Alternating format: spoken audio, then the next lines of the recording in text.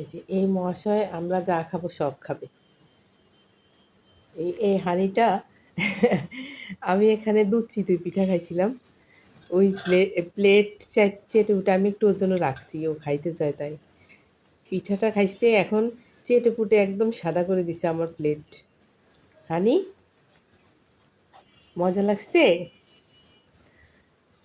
মাসাল্লাহ দিলেও আমরা যা খাই সব সব খাওয়ার জন্য আসে, আমরা একটু একটু দেও আর ও খায়। হানি, আর নাই তো, তুমি তো সাদা করে ফেলছো। আর কি চাটতেছো বাবা? ওই যে আরেকজন হয়েছে, না খাই লম্বা হয়ে গেছে। এই যে না খাই একদম লম্বা হয়ে শুয়েছে। কি রে, তুই আজকে কি খাবার খাবি না? সিম্বার জন্য অন্বেষণ করতেছস? হ্যাঁ, ও তো গার্লফ্রেন্ড নিয়ে বাইরে মজ মস্তি করে, তুই অন্বেষণ করস কেন? এ মহাশয়ের খাওয়া শেষ, এখন উনি টিপে টিপে এখন এই যে বইয়ের থুবের উপরে উঠবে। বইয়ের থুবের উপরে উঠি আরাম করি, এখন শুবে। এই যে একদম উপরে, আর যদি উপরে জায়গা থাকতো তাহলে ওইখানে উঠি শুইতো মনে হয়।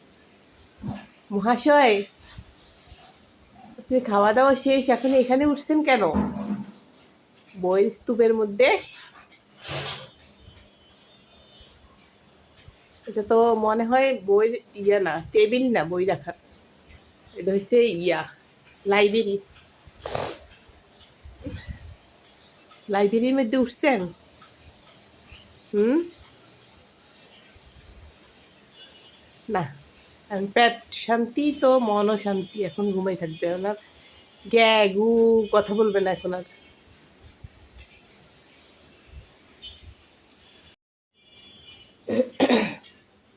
আর তোর এই কি অবস্থা? হ্যাঁ, তোর খাওয়া দাওয়া ছাড়া তুই এই যে এইভাবে অন্বেষণ করতেছস?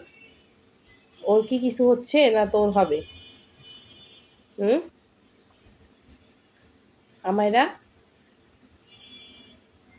খাওয়া দাওয়া ছাড়া এইভাবে যে শুই রইলি, পাতলা চিকনি একটা মেয়ে, আবার আরো চিকনি হয়ে যাবি তো। এই, তুই কি ডায়েট করতেছস? হুম,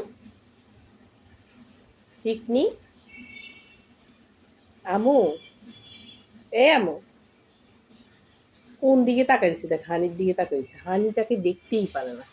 হানির সাথে কি শত্রুতামি আছে নাকি? হ্যাঁ, এই এই মেয়ে, হুম, হানির সাথে শত্রুতামি আছে তোর? চিকনি চামিলি, চিকনি চামিলি একটা। মর্জি করে, আমার মর্জি হলে আমি খাবো, না হলে না, না খাবো। তুই না খাইলে তো আমার টেনশন হয়, সেটা বুঝোস না? হুম, তোরা সবাই একটু একটু খাইলে না আমার কাজ করতে ভালো লাগে, যে তোদের ভরা পেট আছে। না খাইলে তো আমার টেনশন হয়, বুঝোস না কেন চামিলি?